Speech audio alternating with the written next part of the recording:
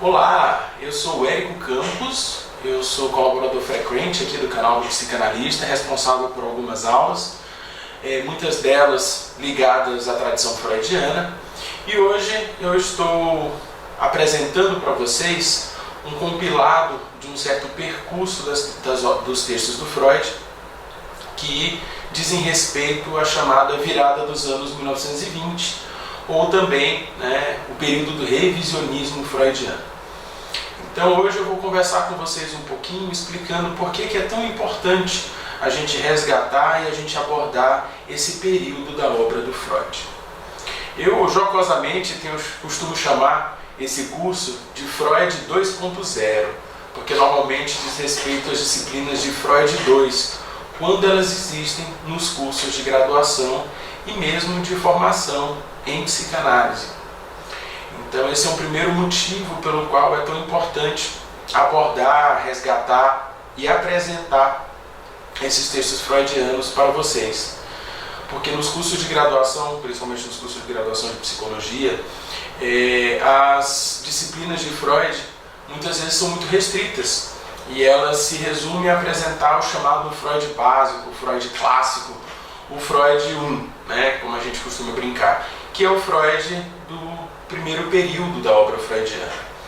Muitos autores dividem a obra do Freud em partes, nós mesmos costumamos falar em geral que existe uma primeira tópica, uma segunda tópica, um primeiro modelo estrutural, uma primeira teoria das pulsões.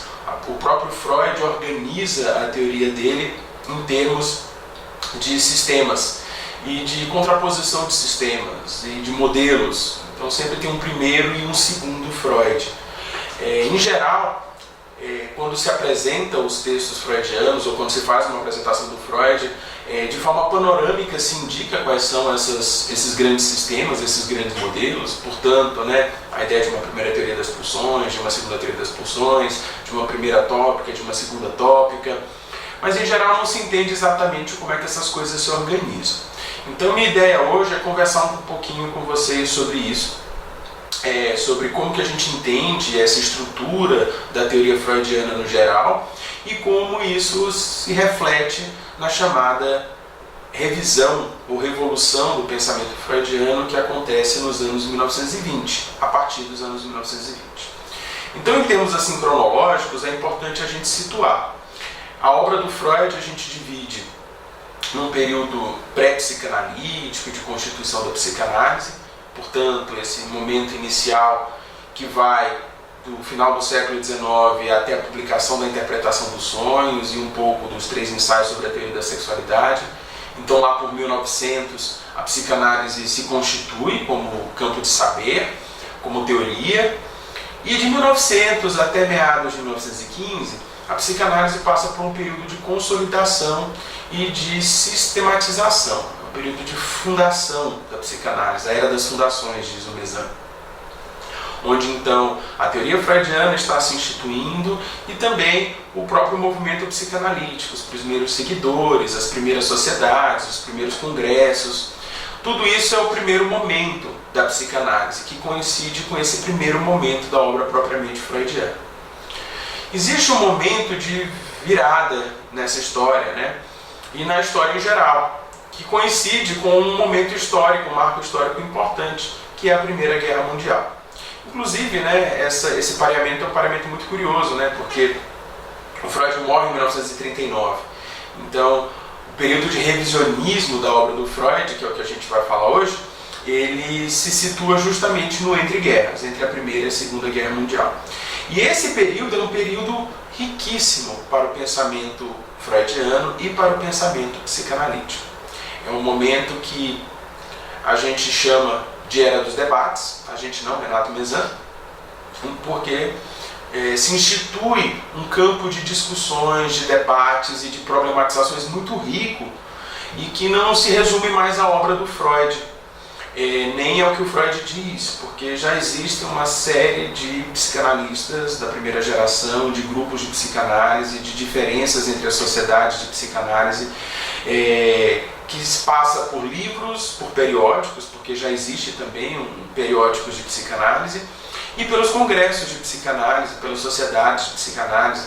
Então tem um rico, florescente debate psicanalítico que acontece no Entre Guerras e que é a base para o que vai vir depois do Freud. As grandes teorias pós-freudianas, Lacan, Melanie Klein, a psicologia do ego, a psicanálise norte-americana, a psicanálise britânica, a psicanálise francesa, todas elas são vertentes derivadas das problemáticas, das discussões, dos debates, dos posicionamentos que surgem nessa rica era dos debates.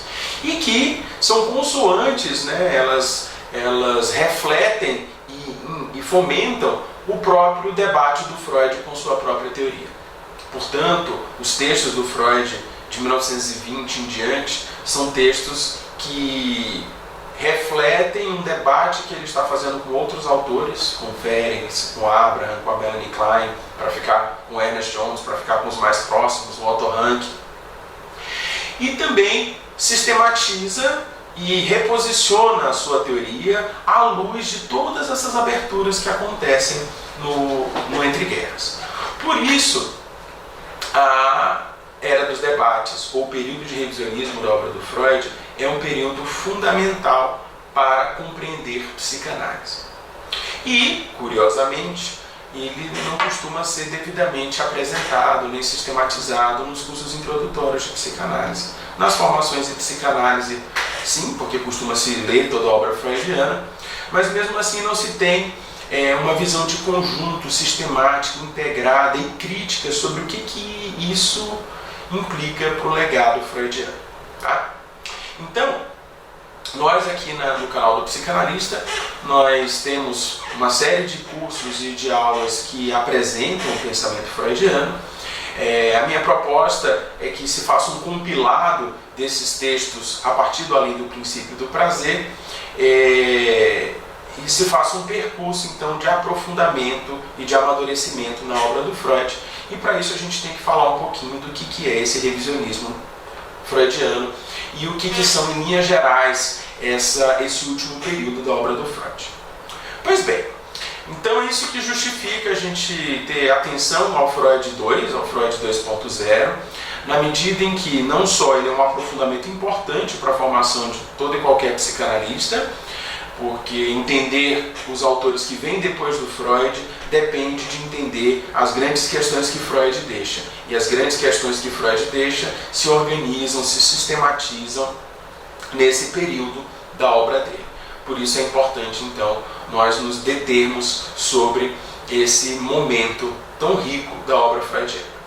Então esse é o convite que eu faço a vocês, de nós, então, adentrarmos um percurso do Freud 2 e que possamos, então, entender o que é essa grande revisão da obra do Freud, né? Que começa com o texto Além do Princípio do Prazer, oficialmente, mas, na verdade, diz respeito a uma série de questões que estão colocadas desde o início da obra do Freud, mas que também se organizam de forma muito sistemática no momento que o Freud tenta sintetizar a sua obra. Então isso é muito curioso do movimento freudiano, do pensamento freudiano, que a gente vai falar mais detidamente, mas é importante que a gente apresente um pouquinho a história. Então vamos entender um pouquinho o contexto onde essa virada se dá.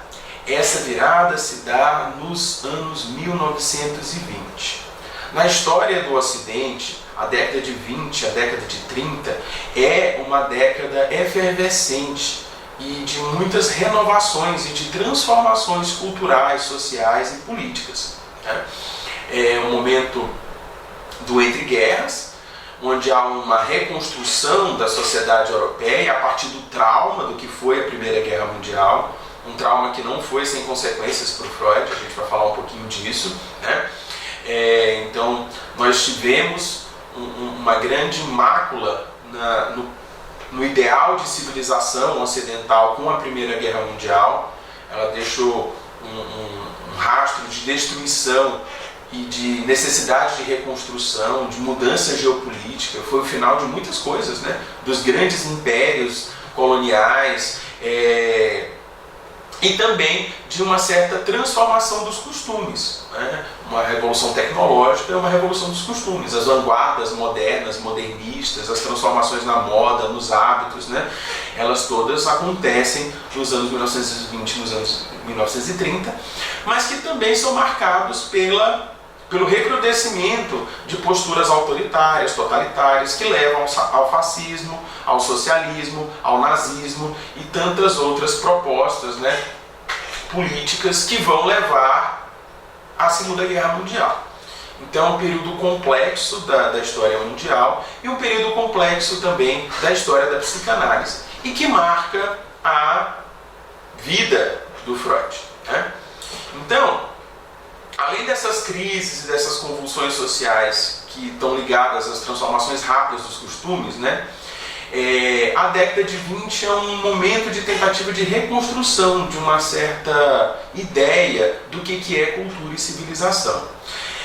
Não é à toa que o último momento da obra do Freud vai ser um momento que vai aprofundar essa discussão sobre a sociedade, a cultura, a condição humana enquanto um ser cultural e como que o ser humano lida com o seu desejo, como que o ser humano lida com o sadismo, com o masoquismo, com o mal, em última instância, né? Então, por isso também, a virada dos anos 20 não termina nos textos metapsicológicos. Ela termina lá em 1929, no ano que cai a Bolsa de Nova York, o ano que o Freud escreve o texto Mal-Estar na Civilização ou Mal-Estar na Cultura. Então, existe na obra do Freud, como reflexo desse contexto cultural e como necessidade da sua própria teoria, um período extremamente rico, que é a década de 1920 do pensamento freudiano, que começa com Além do Princípio do Prazer e termina, como eu falei, com o Mal-Estar na Cultura ou Civilização, em 1929. Então, o nosso curso aborda esses textos chaves e mais alguns que eu vou falar para vocês quais são, tá?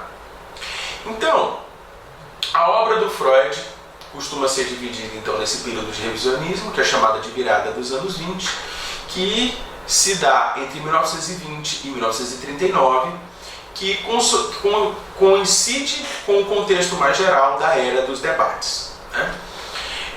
Do ponto de vista pessoal, é importante que a gente faça um comentário, porque costuma-se dizer que o Freud é pessimista e que o pessimismo freudiano foi o que levou ele a fazer a virada dos anos 1920 e que a própria ideia de pulsão de morte é reflexo desse descontentamento ou dessa desilusão do Freud com a vida e com a própria ideia, né, de sociabilidade, né, que o modelo europeu ocidental tinha construído.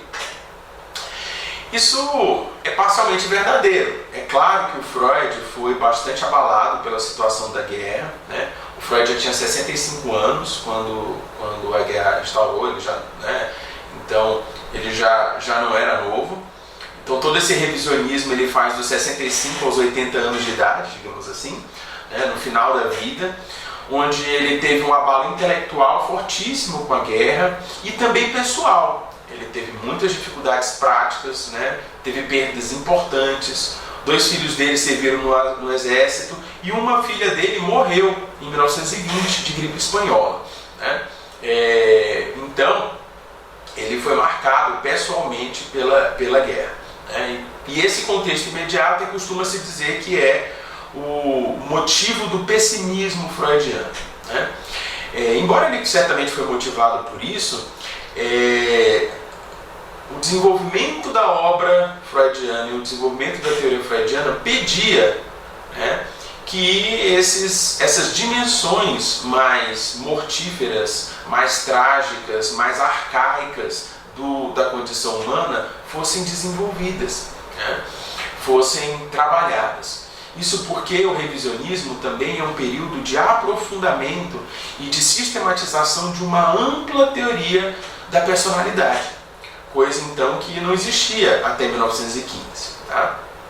Então, a introdução do conceito de pulsão de morte, que é o marco mais paradigmático dessa virada está ligado a isso, a essa dimensão mais bruta, mais arcaica, mais irracional, mais absurda da condição humana, que está no fundo do nosso funcionamento psíquico e que nas neuroses, que era o ganha-pão e o básico da psicanálise na sua constituição, não está tanto em evidência, mas na medida em que a psicanálise vai se aprofundando numa clínica que considera o trabalho com crianças, o trabalho com pacientes psicóticos, a melancolia, as perversões e outras formas de sofrimento psíquico, essa dimensão da unidade, da constituição, da consistência do eu, né?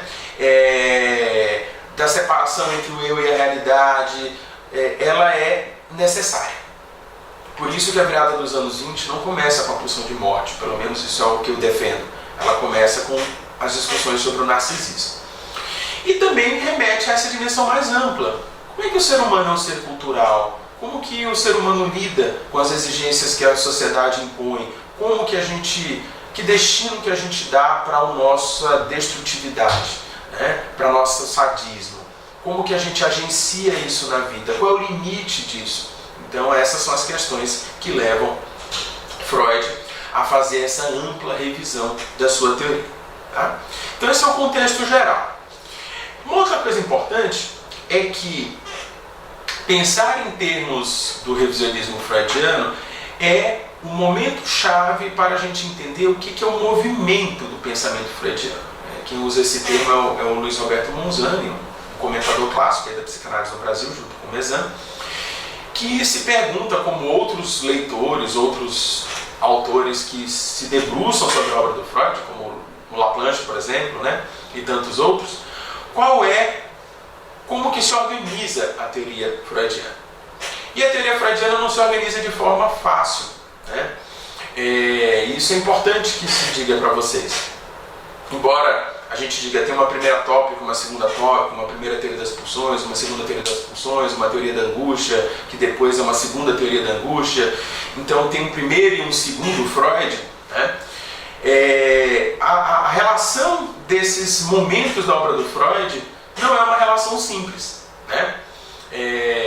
O que seria uma relação simples? Seria entender que o movimento da teoria do Freud é um movimento progressivo, contínuo, né, que se desenvolve, vai se ampliando. Então o Freud começa estudando o aparelho psíquico, depois as neuroses, depois a personalidade, depois a cultura. De fato, ele vai fazendo uma ampliação no pensamento dele, mas essa ampliação não é uma ampliação sistemática, nem progressiva, muito menos linear, né? Também não é uma questão de ruptura, né? Antes ele pensava assim, agora ele pensa assado, de forma completamente oposta, né? Que é o inverso do que ele pensava antes, né? Não são momentos essencialmente distintos. Também não é uma dialética, no sentido de que, né, o que ele falou depois é uma antítese que complementa, né, e sintetiza o seu pensamento, né?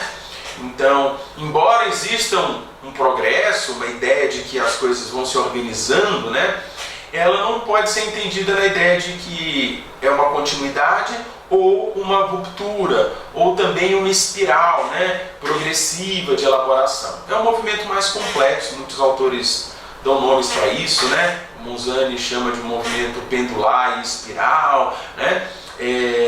O Laplanche de problemáticas, e assim vai. A questão é que é um movimento de idas e vindas complexas, onde as coisas vão sendo ressignificadas, onde elas a posteriori vão ganhando uma outra perspectiva, e na medida em que elas são ressignificadas, elas reorganizam a própria teoria, e que vem de fontes muito diferentes. Uma outra coisa que a gente costuma falar quando apresenta a obra do Freud, que isso fica para a psicanálise também, é que o teorizar em psicanálise ele vem de fontes que são a própria teoria, né, as próprias histórias das ideias, mas também a clínica e a cultura, né, as ideologias, os ideários, o imaginário cultural e as práticas de uma época. E o Freud constrói o pensamento dele sempre se remetendo a essas três fontes. Então Freud não constrói o pensamento dele só da clínica, ele faz uma articulação entre clínica, aí ele volta para a cultura, aí ele volta para a teoria, aí ele passa para a clínica de novo, e assim ele vai trançando, né, com esses 3 fios o que é a obra dele. Se você lê a obra do Freud, né, isso é muito claro, e esse é inclusive a força dos textos culturais do Freud, que quase nunca são apresentados nos cursos introdutórios de psicanálise, o que é uma pena, porque os textos culturais do Freud são fundamentais para o desenvolvimento da teoria e da clínica freudiana. Eles não são um destaque, né? Uma coisa destacada. Não é que Freud foi fazendo clínica e teoria e depois ele foi lá aplicar isso à cultura. Não é assim que o Freud pensa, não é assim que ele constrói o pensamento. A reflexão cultural é parte dessa reflexão teórico-clínica. Então, é importantíssimo. Inclusive, no período do revisionismo da obra do Freud, essa dimensão cultural da reflexão psicanalítica, ela ganha destaque. Freud sempre teve textos onde ele fala sobre a cultura, mas os grandes textos sociais do Freud são desse período, né? Então, é um movimento complexo, onde essas fontes se articulam, né, em um movimento de idas e vindas, onde aquilo que é marginal, secundário, é desenvolvido, ele causa uma reviravolta, ele redimensiona, ele reposiciona, mas aquilo que existia não se perdeu, né? E isso leva a novas ambiguidades, novas contradições, de forma que não se esgota o questionamento da obra do Freud. Por isso que a obra do Freud é problemática, para usar um termo do Laplanche, né? Ela não é só temática, né? Ela não deixa de colocar problemas, questões, ela não deixa de fomentar discussões. E por isso que a obra de Freud é tão seminal, por isso que a obra de Freud é tão importante. Freud não é importante somente porque ele delimitou o campo, nomeou os conceitos, organizou os sistemas e todo mundo tem que se referir a ele para pensar. Mas o como ele pensava essas coisas continua reverberando até hoje. Por isso Freud é um clássico. Por que ele é um clássico hoje? Por que ele é um clássico em psicanálise ou na história das ideias? Porque o clássico é aquele que organiza, né, de forma paradigmática, emblemática, de forma rica, de forma consistente, algo que é uma questão que atravessa a condição humana e que continua nos atravessando e que não se esgota. Por isso que a obra do Freud é tão rica. E esse último período da obra do Freud é onde essa riqueza é maior, onde ela ganha adensamento, né? E por isso, compreender qual é a problemática do legado freudiano passa por entender como essas coisas se organizam, tá? Então, o movimento do pensamento freudiano é um movimento de diferenças irreconciliáveis, né? Que constituem um campo de tensões que não se esgota. E é nisso que a psicanálise, né, mostra, na sua teoria do conhecimento, porque uma teoria do conhecimento é uma epistemologia, né, a força do inconsciente, né? De certa forma, o movimento de teorizar em psicanálise, tão paradigmaticamente expresso no Freud, nesse momento da reviravolta do Freud, ele expressa que o conhecimento também tem um inconsciente, né? Que as teorias, os discursos, né, científicos, psicanalíticos, também têm o seu inconsciente, né? E a organização, a gestão desse inconsciente, né, que nunca se esgota, que nunca vai produzir uma elaboração consciente unívoca, totalizante, né? Essa é a grande contribuição da psicanálise para como a gente entende o conhecimento, né? Que tipo de ciência, que tipo de saber é a psicanálise sobre o humano. Então eu acho isso muito bonito, né? O próprio movimento do pensamento freudiano mostra como é que é a lógica do inconsciente na produção dos sentidos humanos, na nossa discursividade, tá? Então, por isso é importante, né, abordar e compreender esse último momento da obra do Freud. E para isso, não é suficiente a forma como normalmente são apresentados esses últimos conceitos do Freud, né? O Freud então passa a falar de ego e de superego. Agora ele fala de pulsões de vida e pulsão de morte, né? Mas o que isso quer dizer? Como que isso nos ajuda a entender a teoria freudiana, né? Para isso a gente precisa se deter melhor nesses textos. Essas apresentações muito esquemáticas, né, não são suficientes, tá? Então essa é a virada dos anos 20, né? Que é então um período de revisão dos conceitos fundamentais da psicologia psicanalítica, da psicanálise, e que começa com a teoria das pulsões e com os princípios econômicos fundamentais do funcionamento psíquico. A metapsicologia, né, que é a dimensão teórica fundamental do pensamento freudiano, Freud diz que ele acontece em 3 níveis, né? O nível econômico, o nível tópico e o nível dinâmico. A virada dos anos 20 e o revisionismo freudiano é uma revisão que passa por esses momentos. Então, em 1920, Freud faz uma revisão econômica, além do princípio do prazer. Em 1923, uma revisão tópica com o ego e o id, e, portanto, o modelo estrutural do aparelho psíquico. E em 1926, ele faz uma síntese dinâmica com inibições, sintomas e angústia, ou inibições, sintomas e ansiedade. Então, esse é o núcleo duro da virada dos anos 20, né? A segunda teoria das pulsões, a segunda teoria do aparelho psíquico e a segunda teoria da angústia, né? Normalmente, quando se apresenta o revisionismo freudiano, se diz que o revisionismo são esses 3 textos, esses 3 passos. De fato, esses 3 passos são os 3 passos fundamentais dessa revisão. Mas ela não se resume a isso, né? Tem 2 coisas que eu acho importante dizer, né? Primeiro, que esses marcos teóricos que o Freud estabelece e que reposicionam a sua teoria do aparelho psíquico, né? Agora é um aparelho psíquico de ego e de superego, e ele vai passar a rever toda a sua psicopatologia a partir desse novo modelo e a partir dessa nova teoria das pulsões, e também a sua teoria da personalidade. É só a partir dos anos 1920 que a psicanálise tem uma teoria da personalidade. O primeiro aparelho psíquico não é um aparelho da personalidade, ele é um sistema psicológico, né? De como que as fantasias, os conteúdos mentais passam daqui para ali. Mas como isso é um jeito de ser, como isso é um eu, uma identidade, né? Como isso é uma personalidade que se desenvolve e se constitui a partir de certos marcos, Freud não tem uma teoria do desenvolvimento da personalidade nos anos 1910. Ele vai construir isso nos anos 20.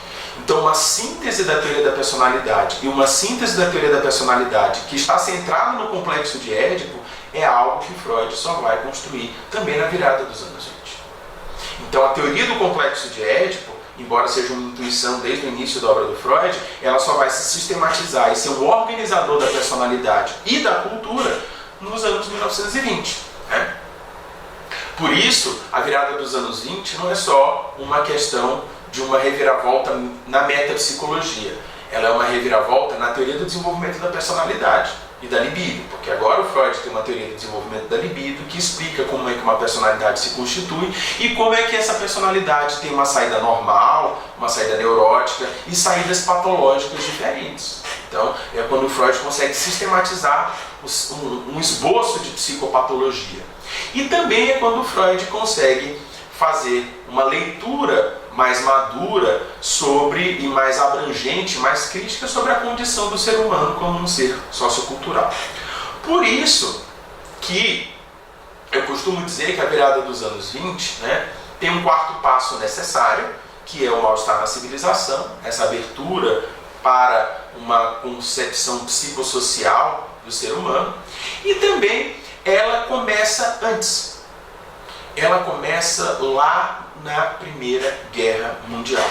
Né? Por quê? E aí isso é interessante, né? O Luiz Cláudio Figueiredo tem um texto muito interessante que fala sobre essa virada dos anos 20. Né? E ele diz basicamente o seguinte, né? Bem, a teoria freudiana só é o que é hoje e atual e um clássico porque Freud não morreu na Primeira Guerra Mundial. Né? Bem, isso é o que eu digo, não é o Luiz Cláudio. Né? Mas por quê? Porque o Freud ficou morrendo de medo de morrer na Primeira Guerra Mundial. E um dos motivos, né, para ele fazer a síntese em 1915 foi a Primeira Guerra. Não sei se vocês sabem, né, mas é uma fofoca interessante. O Freud tentou fazer uma síntese metapsicológica e escreveu um livro, né? Era um plano de 12 capítulos, onde ele escreveu um capítulo, né, sistematizando o que era a teoria psicanalítica, porque a teoria psicanalítica tinha chegado nesse momento e ele estava na Primeira Guerra Mundial, tinha tempo para isso, podia ser que ele morresse, né? Então ele faz essa sistematização. Só que ele só publica 3 desses artigos, né? Os 3 que é o núcleo duro da síntese metapsicológica, os artigos de metapsicologia, pulsões e seus destinos, o inconsciente e repressão. É o núcleo duro da psicanálise dos anos 1915. Foi o que ele conseguiu publicar. Os outros, que estão ligados, né, por exemplo, o narcisismo, luto e melancolia, suplemento metapsicológico da teoria dos sonhos, ele até publica, mas tem uns que ele não publicou, sobre a consciência, sobre a sublimação e tantos outros. Por quê? Porque ele achou que ele não tinha, né, desenvolvido suficientemente a sua teoria para poder fazer essa síntese, né? Então o que ele conseguiu sistematizar foi isso. Agora essa síntese, né, pulsão, desejo, recalque, retorno do recalcado, sintoma, sonho, né, que é o básico do Freud 1, não é suficientemente abrangente para uma teoria psicanalítica, né? Então, o que o Freud desenvolve depois disso é o que vai ficar para a psicanálise depois do Freud. Então, é porque houve a virada dos anos 20 que Freud ainda é um clássico, né? E porque foi como ele deixou essas questões também ainda em aberto, em 1939, que as diferentes escolas psicanalíticas foram se desenvolvendo. Então, para entender como é que Lacan, Klein e Hartmann são psicanálises tão diferentes e todas elas vêm da mesma origem, é preciso entender o legado, a discussão do Freud, tá? Então, existe um momento que é esse de síntese, que é muito interessante, porque Freud amarra por um lado, mas por outro lado abre uma série de novas perspectivas. E a principal é o narcisismo, né? Então eu costumo dizer que a virada dos anos 20 começa com o narcisismo, porque o narcisismo coloca uma série de questões para a teoria que o Freud sistematizava, né? Em primeiro lugar, a ideia de um dualismo pulsional, de oposição entre pulsão de autoconservação e pulsão sexual. E também a própria ideia é que o eu não está dado, né? Que o eu se constitui. E aquele eu que reprimia o inconsciente também é produto da sexualidade. Isso muda tudo, né? E exige que se tenha uma teoria do desenvolvimento de como esse eu se constitui. Por isso que depois vai ter o ego e o superego e todas as coisas. Então a virada dos anos 20 começa em 1915. E termina, né, quando Freud morre, né, digamos assim, mas o texto Mal-Estar na Cultura certamente é o momento onde essa virada se coloca. Então meu convite para vocês é para poder fazer esse percurso que passa, né, começa com a lei do princípio do prazer, oficialmente, e segue até os textos culturais do Freud, onde se aborda também a questão do complexo de Édipo e principalmente a dimensão clínica e psicopatológica, porque é uma coisa também que não costuma se dizer no revisionismo freudiano. É nesse último momento da obra do Freud que a teoria do Freud e a clínica psicanalítica se abrem para além das neuroses. Então tem textos importantes de compreensão das psicoses, das perversões, das melancolias, que vão ser então organizados em torno do complexo de Édipo.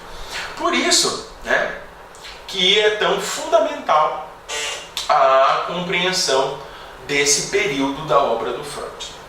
Então essa é a virada dos anos 20, né, um momento de reviravolta, de ampliação, de renovação da teoria freudiana, e que está ligado a um escopo amplo, né, de problemáticas e temáticas, né, que não dizem que estão presentes nos textos do Freud, mas estão presentes na comunidade psicanalítica também. É importante citar algumas delas. Por exemplo, quais são as grandes questões que marcam a psicanálise nos 20 e nos anos 30? A primeira delas é a questão de se a psicanálise é só uma teoria, uma clínica para neuroses e para adultos. É o começo da discussão da clínica de crianças, da clínica de psicóticos, né, da clínica de perversos, né? Então toda a ampliação clínica da psicanálise que acontece nos anos 20 e nos anos 30, a começar pela polêmica da psicanálise de crianças, com Freud com Anna Freud, né, e Melanie Klein. Mas não são elas, Klein, Rank, Lacan, tantos outros, né, ampliando, Abraham, né, ampliando essa clínica psicanalítica para além das neuroses. Uma outra discussão importante é justamente o papel sociocultural, né, a dimensão de engajamento social, político da psicanálise, que o Freud faz, mas até uma certa medida, mas que entra, por exemplo, na questão do Reich, né, e do engajamento político da psicanálise, até porque a psicanálise nos anos 20 tem um movimento, né, de constituição das clínicas sociais e, portanto, né, de uma ampliação, de uma modificação já da técnica psicanalítica, de uma técnica de consultório, né, e de pensar as aplicações sociais, né, da clínica psicanalítica. Isso é dos anos 20 e dos anos 30, tá lá, né? Também a questão da universalidade do complexo de Édipo.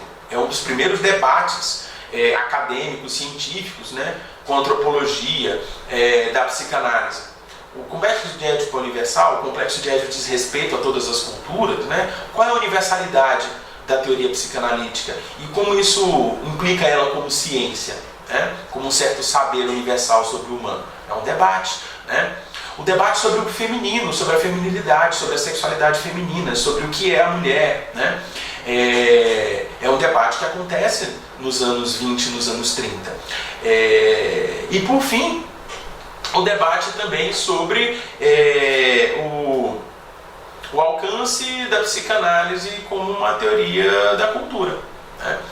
Então existem muitos debates que atravessam os anos 20 e os anos 30 e que fazem com que, né, seja muito rico esse período da história da psicanálise, e por isso mesmo, né, as grandes teorias pós-freudianas vão ser gestadas nessas questões. E além de não se estudar o Freud II, também não se estuda a psicanálise dos anos 20 e dos anos 30. Agora que a gente está resgatando Ferenc, né, como um autor seminal da história da psicanálise, que é desse período, mas existem tantos outros, né? E não dá para pensar Klein, não dá para pensar Lacan, Winnicott, Bion, né, sem entender esse caldeirão originário. Então, nosso convite para vocês é abordar esse caldeirão conosco, fazendo esse percurso aí nas nossas aulas do Freud, e que estão nos textos, né, das aulas específicas de cada texto freudiano, como também em algumas outras aulas e alguns outros cursos que a gente oferece. O meu convite é você seguir essa ordem cronológica, que começa com a lei do princípio do prazer e termina com o mal-estar na civilização. Eu vou ser responsável por gravar essas aulas, então fica o convite para vocês me acompanharem de forma mais detida, ok? Então é isso. Obrigado. Eu aguardo vocês em outra oportunidade. Grande abraço.